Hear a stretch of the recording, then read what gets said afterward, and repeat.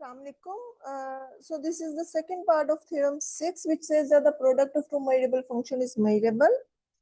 अच्छा, ये theorem 6 में आप ये ध्यान में रखें कि आपके जो measurable functions है they are finite almost everywhere. ठीक है, so मैं last lecture की notations को repeat करूंगी. So the proof basically पहले मैं ये बता दूं, m of e is basically equal to the f all those measurable functions on a measurable domain extended real value function such that एक तो आपका f is finite almost everywhere, ठीक है, almost everywhere on E, and second आपकी ये है कि f is measurable, ठीक है. So the product of two measurable function is measurable. So what does that mean whenever you take f and g from this collection? Implies its product f into g. It's a pointwise product. ये ध्यान में रखें. It's again a measurable function. ठीक है, अगर product की बात है तो लास्ट लेक्चर में मैंने आपसे बताया था कि लिनियरिटी लिंक करती है नॉर्मली वेक्टर स्पेस होने से. तो अगर आपकी ये कलेक्शन जो है ये क्लोज है with respect to the addition और scalar multiplication, okay, it's group under addition अगर आप देखें तो नेचुरली है. और अगर प्रोडक्ट आ गया है तो इसका मतलब ये है कि at a time you have a group and the product structure, the set is closed with respect to the product. So what does that mean? इसका मतलब ये है कि M of E forms maybe forms a ring, क्योंकि अगर आपके पास binary operation product का भी आ गया और वो क्लोज है तो हो सकता है कि ये जो है ये सेमी ग्रुप्स की कंडीशन सेटिस्फाइड कर दें अंदर multiplication, so it forms a ring as well. ठीक है, सो बेसिकली बस कहने का मतलब ये है कि जब आप लिनियरिटी की या प्रोडक्ट्स की बात करते हैं तो आप एक्चुअली अलजेब्राइक स्ट्रक्चर्स को भी डिस्कस कर रहे होते हैं. एंड बैकग्राउंड आपके ये होता है कि आपका ये जो कलेक्शन ऑफ ऑल फंक्शंस हैं, either it forms a vector space or it forms a group under additions or it forms a ring or maybe modules sometimes. So आप रिंग्स की ओके वेक्टर स्पेस है तो मेरा नहीं हाल मुझे modules की बात करने की जरूरत है, बट ये है कि प्रोडक्ट का होने का मतलब ये है कि it's forms are rings as well. So proof में आपके पास ये है कि product is simple. Product simple इसलिए है कि बिकॉज आपके एफ ऑन जी जो है वो ई से आर में है. तो अगर ई से आर में है तो इसका मतलब यह है कि आपकी जो भी इनके इमेजेस होंगे पॉइंट वाइज इमेजेस जो मल्टीप्लिकेशन प्रोडक्ट्स वगैरह they are all real numbers. ठीक है, सो एक रिलेशन है आपका एफ और जी बेसिकली ये पॉइंट वाइज है. जहन में रखें अगर मैं प्रोडक्ट की बात कर रही हूँ, प्रोडक्ट ऑफ बेसिकली एक्स जो है ये किसके इक्वल है, that is equal to F of x into g of x. So the point wise multiplication. So ये अगर मैं बात करूं एफ और जी के प्रोडक्ट की तो ये बेसिकली किसके इक्वल होगा, that is equal to 1/2 F plus G whole square, ठीक है, minus F square minus G square. So these are the real value function. अगर आप इसको ओपन कर देंगे सारी कैंसिलेशन हो जाएगी, यू गेट द प्रोडक्ट. सो आपने ये देखा है कि लास्ट वीडियो में कि आपके पास सम ऑफ टू मेजरेबल फंक्शन, अगर आपके पास एफ और जी जो है वो मेजरेबल है, ठीक है, तो on a measurable domain E, so this implies the sum of two measurable function is a measurable function. ठीक है, on the measurable domain. So अगर मैं ये प्रूफ कर दूं और उसके अलावा दूसरा ये है कि स्केलर मल्टीप्लिकेशन भी मेजरेबल है, तो अगर मैं -1 जो है -1 और एफ ले रही हूँ तो -1 यहाँ पे मेरा अल्फा है, तो इसका मतलब ये होगा कि अल्फा एफ जो है, अल्फा एफ किसके इक्वल होगा, माइनस एफ. ठीक है, ये भी आपका मेजरेबल होगा. ठीक है, सो इसका मतलब अब ये है कि अगर मैं ये प्रूफ कर दूं कि क्योंकि सम तो मेजरेबल है, और अगर मैं ये प्रूफ कर दूं कि अगर एफ जो है वो मेजरेबल है, it's a measurable function on E, और अगर गिवन एफ मेजरेबल है, और अगर मैं ये प्रूफ कर दूं कि F square the square of F जो है, अच्छा ये ज़हन में रखें ये जो स्क्वायर है इसका मतलब ये बिल्कुल नहीं है कि ये आपका कंपोजिशन है. ठीक है, सो ये नहीं है आपका, ये पॉइंट वाइज स्क्वायर है. पॉइंट वाइज का मतलब ये है कि एफ इंटू एफ जो है ये मल्टीप्लाई हो रहा है आपके पास, तो ये आपको मिल रहा है F of X into F of x. So this is equal to F of X whole square.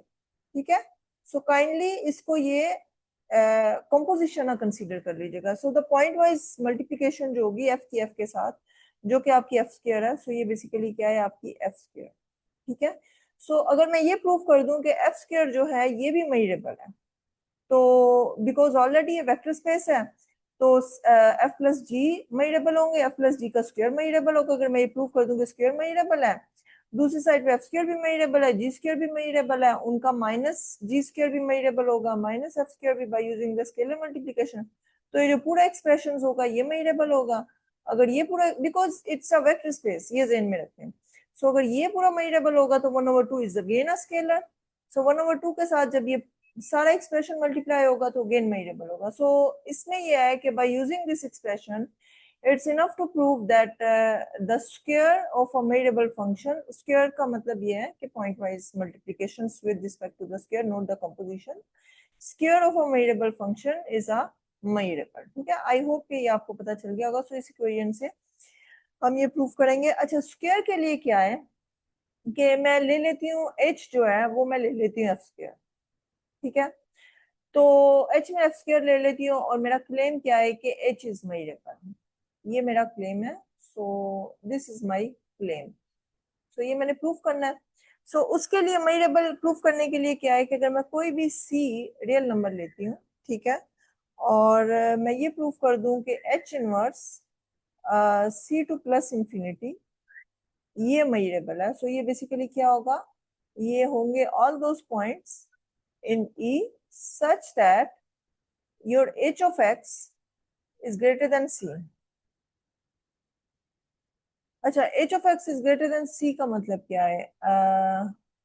अच्छा, मैं यहाँ पे आपको सेपरेटली एक्सप्लेन कर देती हूँ। सो h of x is greater than c का मतलब क्या है? h of x is greater than c का मतलब ये है कि h of x is greater than c and c is any real number। ठीक है, सो इसका मतलब ये है कि f square of x is greater than c, क्योंकि आपका h जो है वो f square है, f square point wise multiplication. अच्छा, अब एफ स्क्वायर ऑफ एक्स जो है ये बेसिकली क्या है, ये आपका F of X whole square है। ठीक है, ये ग्रेटर देन सी है। सो आपको पता है कि नंबर सिस्टम में एक नंबर है, अगर फर्ज कीजिए मैं ये लिखती हूँ कि वाई स्क्वायर जो है ये ग्रेटर देन किसी भी नंबर के से ग्रेटर है, तो व्हाट डज दैट मीन? इसका मतलब ये होता है कि वाई यहाँ तो ग्रेटर होता है स्क्वायर रूट ऑफ सी के, और वाई जो होता है वो लेस होता है माइनस स्क्वायर रूट ऑफ सी के। यानी कि अगर आपकी ये लाइन है और अगर आपका ये आपका स्क्वायर रूट ऑफ सी है, ठीक है, और ये आपका माइनस स्क्वायर रूट ऑफ सी है, तो इसका मतलब ये है कि y की जो लोकेशन है वो यहाँ पे कहीं होगी।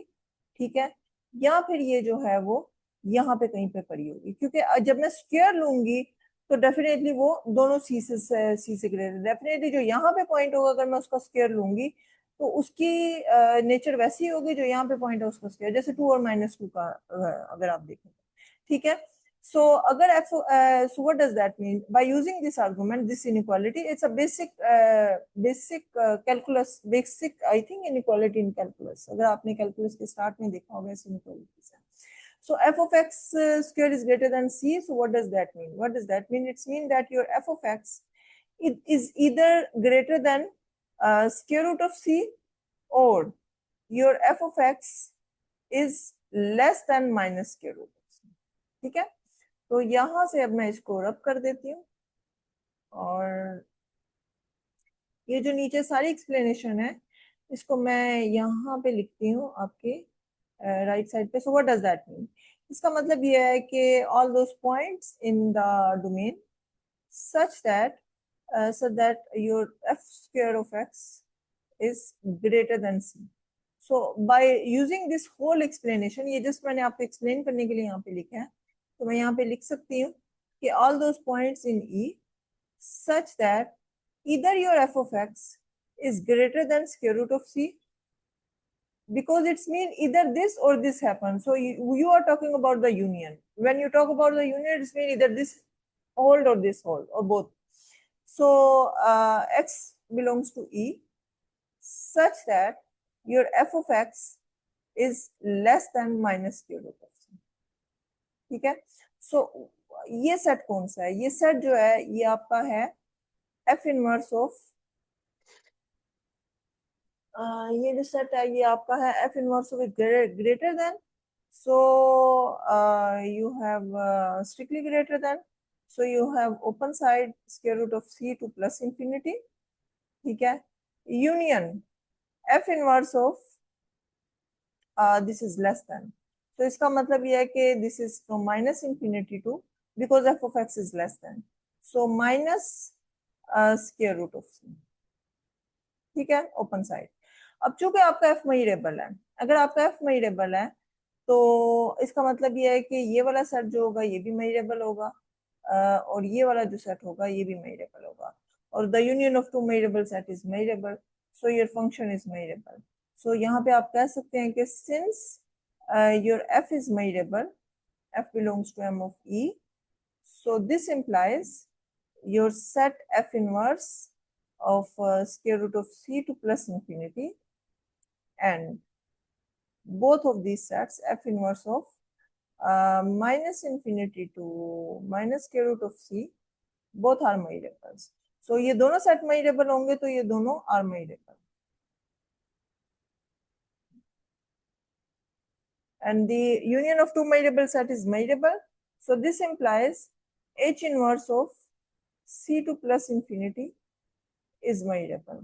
अगर ये measurable है तो इसका मतलब ये है कि आपका फंक्शन जो है वो, so this implies your function f square is measurable, क्योंकि आपका h जो है वो f square था, तो is a measurable function. So I hope कि ये आपको समझ आ गई होगी। ये जो चीज थी, ये जो पार्ट है, ये साइड पे आर्गुमेंट मैंने आपको जस्ट एक्सप्लेन करने के लिए बताया था। सो this is the part of result. और अगर आपका स्क्वायर मेजरेबल है तो by using this equation, I hope कि ये मैंने आपको डिटेल से बता दिया है, तो by using this equation the product of two measurable sets function is measurable because this is the scalar multiplications of these relations, और ये आपका मेजरेबल होगा। ठीक है, थैंक यू।